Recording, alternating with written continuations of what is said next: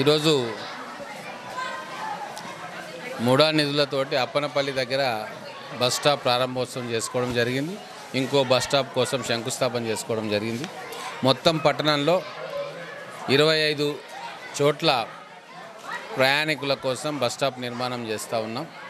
అలాగే ఈరోజు సమ్మర్ రాబోతూ ఉంది కాబట్టి ఈ స్విమ్మింగ్ పూల్ను కూడా పబ్లిక్ కోసం ఓపెన్ చేసి ఈరోజు దాన్ని ఓపెన్ చేసినాం. ఈ రోజుతోటి మున్సిపల్ చైర్మన్ గారిది, మున్సిపల్ కౌన్సిలర్స్ది అందరిది కూడా పదవీకాలం పూర్తవుతుంది. స్పెషల్ ఆఫీసర్ పాలన ఒక 3-4 నెలలు ఉంటుంది. వచ్చే ఎలక్షన్స్ కార్పొరేషన్కు జరుగుతాయి కాబట్టి ఈ మధ్యకాలంలో కౌన్సిలర్స్ ఉండరు, చైర్మన్ ఉండరు కాబట్టి మున్సిపల్ అధికారులే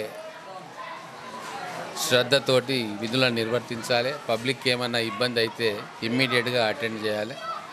సో దానికోసం కమిషనర్ గారితో వీళ్ళతో కూడా మాట్లాడుతూ ఉన్నాం.